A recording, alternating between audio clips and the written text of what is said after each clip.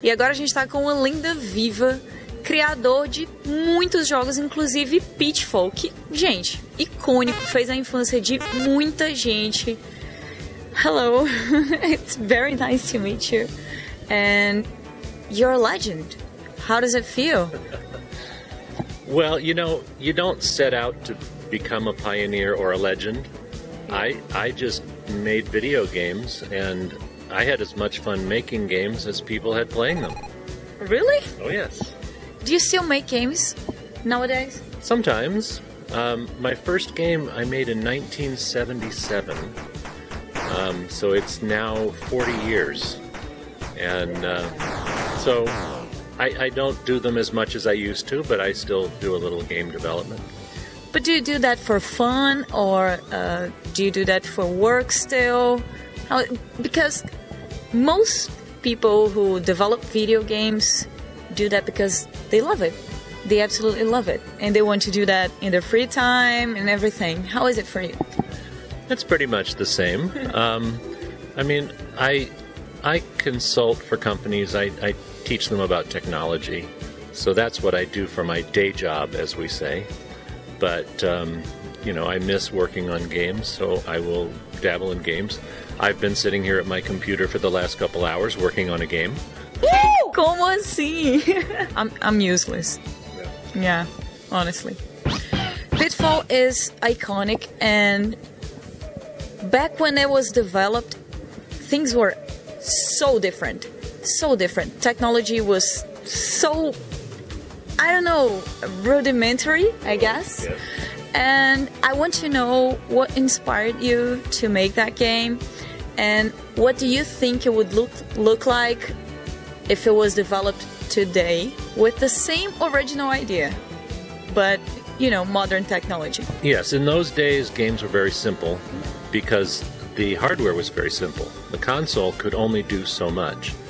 And if you think back to 1982 when I created Pitfall, most games were done on a single screen. And most main characters were not human. They were, you would be a tank, or you would be a pong paddle. You could be just, you know, a line, and that's what you played. And I wanted to create a realistic looking human character in a video game. That's easy to do today, but back then I only had 8 pixels to make the person. Yeah. So I worked for several months to make the character in Pitfall and make him look like a person running. And once I had the little running man, you sit down and say, well, how do I make a game out of this little running man? Yeah. So I took a blank sheet of paper and I drew a little running man, and I asked myself, where is he running? And I drew 2 lines on the paper and I said, he's running on a path. So it began with the character? Yes. That's crazy. So you wanted to tell a story about a human, and after that you developed the world and the story. That's right. So that's so cool. I put the character in a jungle. I gave him things that are chasing him, and things to jump over, and things to collect. And my favorite was the alligators. You had to jump over the heads of the alligators, and put all those things together, and I had the game. So I had a piece of paper that defined the game in about 10 minutes.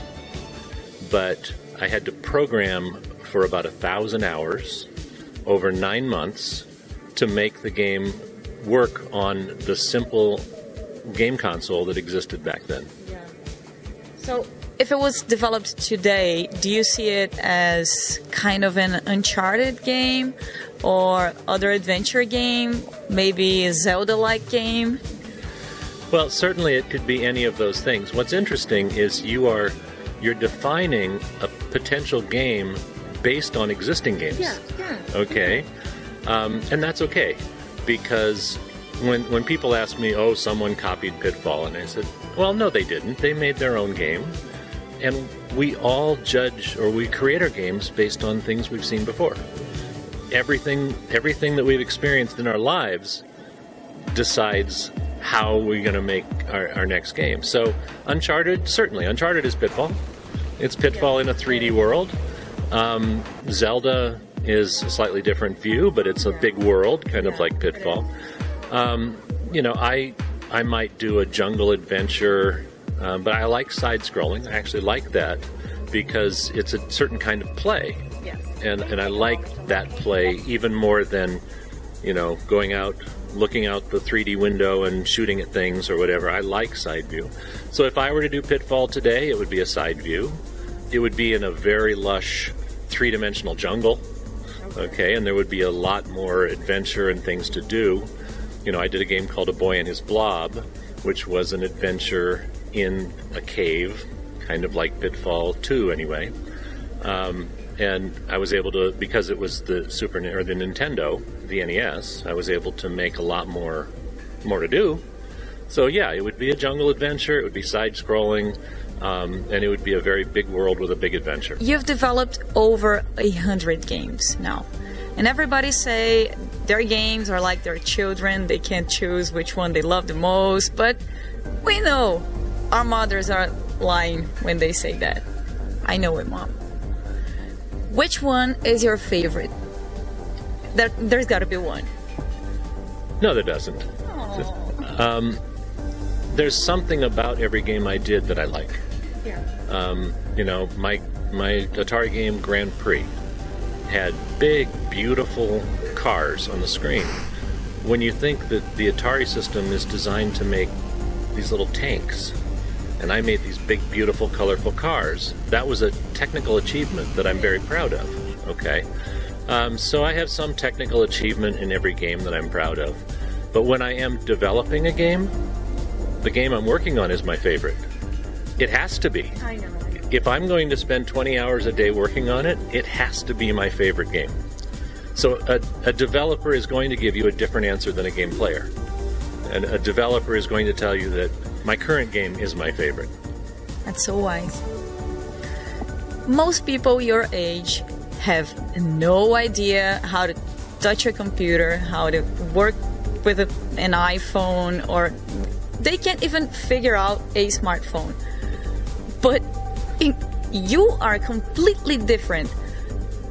How does it feel like when you're out with your friends and everybody is completely ignorant about this stuff and you're an expert? Well, if you think about it, I was an expert when I was in my 20s. Yeah. And most computer people are in their 20s. Yeah. Okay. But I don't know. It's crazy because most people just stop eventually. They stop evolving, they stop researching and trying new things, and you never stopped.